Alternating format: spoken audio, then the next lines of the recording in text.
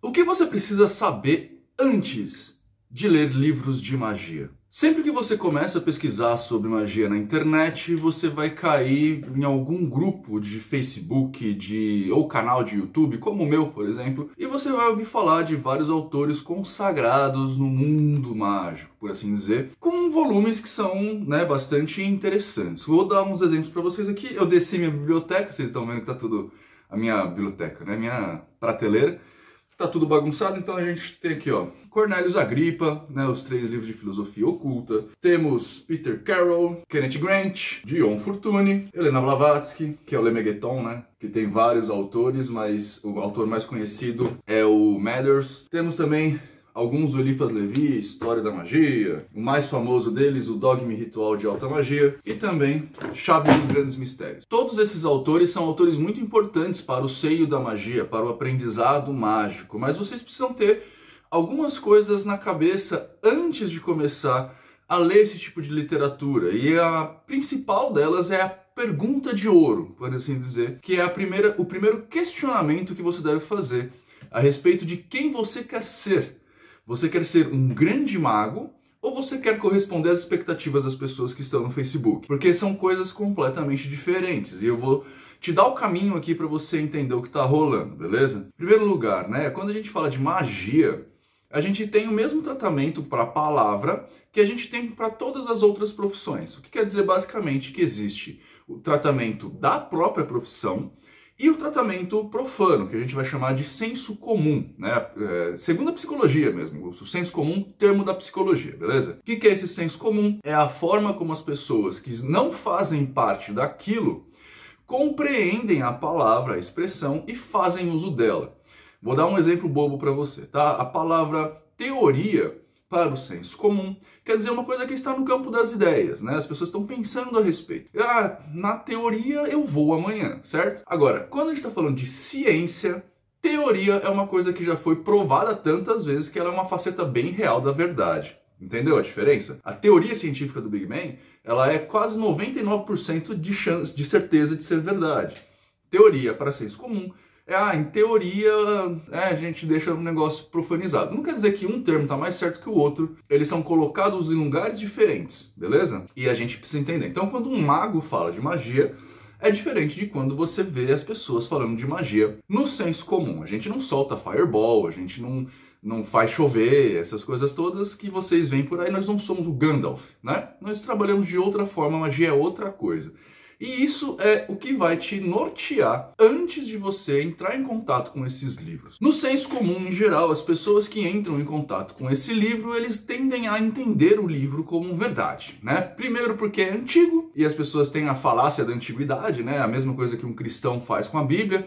É antigo, então é verdade. E segundo porque é fantástico, E a fantasia, muitas vezes, as pessoas tendem a deixar além da sua questão de realidade, A fantasia é muito mais legal do que a realidade. No outro lado, nós temos os magos, que vão pegar esses livros, sim, vão ler esses livros, mas para compreender outras coisas. Qual que é a grande brincadeira? Um mago vai entender que, primeiro, esses livros são antigos. Então, é muito difícil esse livro ter uma expressão que você precise levar em conta, tá? Assim como verdade última. Por que isso? Porque o nosso cabedal de conhecimento da humanidade, nossa humanidade, foi evoluindo ao longo dos tempos. Então a gente já fica meio inconcebível a gente ter algumas informações como informações verídicas, O próprio Crowley já atualizou alguns livros do Mathers, que era um parceiro dele de ordem. Assim como o Kybalion é uma tentativa de um ordenado de atualizar os conhecimentos do corpus hermético. A gente vai sempre atualizando, porque a gente sempre vai aprendendo coisas novas. E a humanidade, como um agrupamento pensante, também vai evoluindo no seu pensamento, Na época que o Eliphas Levi, por exemplo, escreveu o Dogma e Ritual de Alta Magia, a gente não conhecia a psicologia como a gente conhece hoje. A psicologia ainda estava no campo da filosofia, As pessoas ainda se perguntavam se existia uma coisa que é a mente e aonde essa coisa está e o que essa coisa é. Hoje a gente já compreende bastante a respeito disso, não temos respostas, mas temos muitas informações que vão além.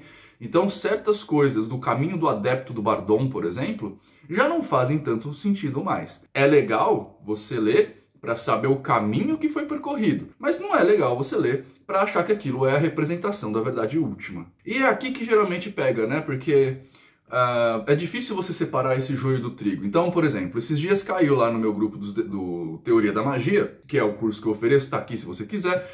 Caiu lá no grupo Teoria da Magia, alguém falando para eu contar a respeito do Lovecraft, né? Lovecraft é um grande nome aí, vai ter o Cthulhu lá, o Clayton, como a gente costuma chamar, né? O Necronomicon, um monte de coisas muito legais. Ele falou, Nino, não era legal você fazer um módulo sobre Lovecraft dentro do Teoria da Magia? E aí eu falei para ele, olha, e o Lovecraft ele é muito levado como se fosse um livro de magia, tá? E eu falei, olha, ia ser legal se eu falasse de Pop Magic e dentro do Pop Magic colocar o Lovecraft, mas falar sobre Lovecraft como sistema mágico, aí eu não vejo potência, né? Não vejo embasamento. Por que que isso acontece? O Lovecraft era um escritor de ficção científica e o cara fez realmente uma obra de se dar inveja, né? O cara conseguiu fazer umas coisas com as obras dele que percorrem até hoje e que fazem muitas pessoas acharem que é real, né? As divindades, os panteões, essas coisas todas, quando na verdade é só um livro de ficção. O próprio Necronomicon, você consegue achar ele para vender na Saraiva, né? Eu já fiz um vídeo sobre ele, depois você dá uma olhada, tá? Mas o Necronômico não é um livro real. Ele é real agora porque alguém escreveu e colocou, mas tipo, não é um livro antigo que alguém achou um dia. Não tem nada catalogado a respeito, mas Lovecraft fez as coisas de um jeito que pareceu. E ele é genial por conta disso, sacou? Só que aqui a gente tem que ter uma certa compreensão. Por quê? Existem as pessoas que vão ler Lovecraft do jeito do Facebook e existem as pessoas que vão ler Lovecraft do jeito dos magos. O que é o Lovecraft do jeito do Facebook? É achar que o Clayton realmente existe, que aquela dimensão realmente existe, tentar entrar em contato, fazer os negócios, né, para você, né, cultuar o Clayton como se fosse uma divindade, tarará. O que é você ler o Lovecraft como um mago, nesse caso, né, um mago que gosta de Pop Magic? É você entender que aquilo lá, por exemplo, o Clayton, é só um símbolo que vai mexer com o cabedal de crença do mago, portanto, o mago pode usar qualquer símbolo, incluindo o Clayton, né? Eu já citei aqui para vocês e cansei de falar a respeito, por exemplo, do Felipe Caselli, que ele faz banimento com o juramento da tropa dos Lanternas Verdes, né? Ele tem um anelzinho da tropa, ele faz o juramento da tropa, coloca o anel, esse é o banimento dele. Por quê? Porque ele gosta de Pop Magic e o Lanterna Verde traz para ele, né? A tropa dos Lanternas Verdes traz para ele o sentimento, o posicionamento que ele precisa ter quando ele faz um banimento. Então, para o Felipe Caselli funciona assim, porque o Felipe Caselli é mago de verdade, né?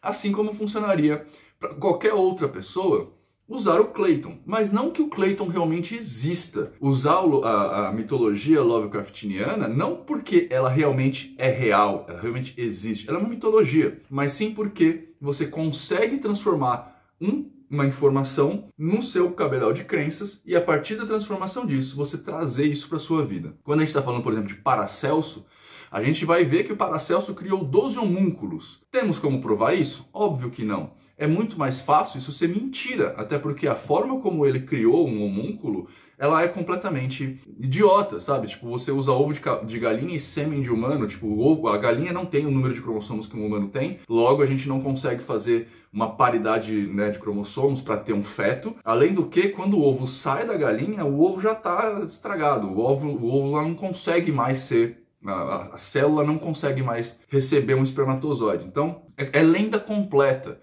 Tem outros ensinamentos a partir disso, né, da criação de vida artificial, falar do homúnculo. Tem outros símbolos, tem outras questões todas que, em geral, dentro dos grupos mágicos, nós vamos chamar isso de símbolos e nós precisamos da chave de decifração, que é a informação que é passada de boca ao ouvido, né, pelos mestres, assim como o próprio Levi fala, e a gente entende e consegue interpretar o símbolo que está ali. O Léo Lousada, do canal Conhecimentos da Humanidade, é um cara feríssimo nessa interpretação de símbolos, né? Nessa interpretação simbólica, de buscar um significado de um determinado símbolo dentro de um determinado contexto, né? Porque símbolos iguais podem ter significados diferentes, dependendo do contexto que ele se apresenta. Assim como esse símbolo aqui que todo mundo me pergunta o que é a logo da Ordem, né? Da Ordem do Grande Oriente Místico.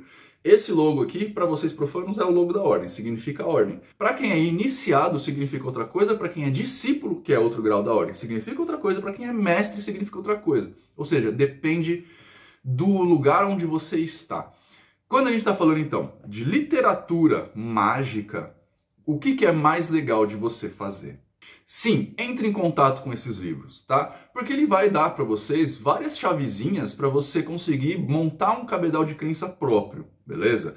Que é o que os grandes magos fazem, tá? O Caselli tem o cabedal de crença dele, o Deodébio tem o cabedal de crença dele, o Fausto tem o cabedal de crenças dele, e a gente funciona todos com esses cabedais de crenças diferentes, mas a gente funciona, beleza? Eu também tenho meu cabedal de crença próprio, que inclusive eu tenho palavras próprias para usar aqui com vocês, de forma didática. Então, a leitura desses livros, por exemplo, a Cabala Prática da John Fortune, vai te ajudar a compreender alguns símbolos e a montar um cabedal de crença. Mas ele não é uma representação fidedigna da verdade.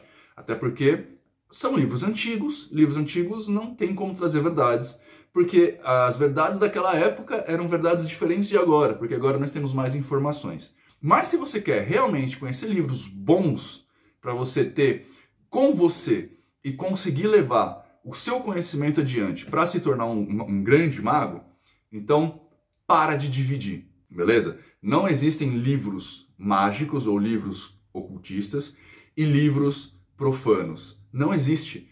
O mesmo funcionamento que um mago vai dar para um caminho do adepto, ele vai dar para um livro didático de neurobiologia, tá? Ou para um livro de psicologia.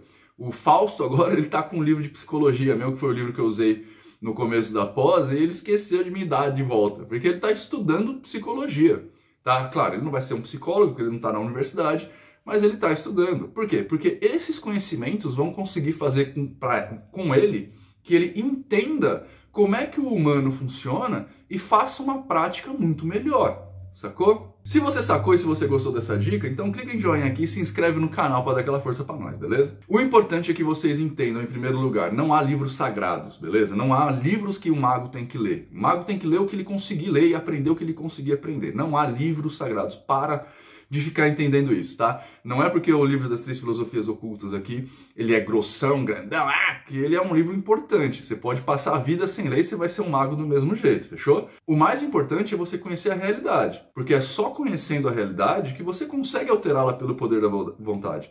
Sem entender o que a realidade é, sem entender aquilo que eu sempre falo aqui pra vocês, de realidade intramentes, realidade extramentes, que é uma coisa da psicologia que o hermetismo também usa, você nunca vai conseguir entender que existem diversas realidades. E nunca vai entender que essas realidades são mais factíveis do que parecem. Não é uma coisa maluca de acesso a outras realidades. Não, cara, é muito simples e a psicologia já explica.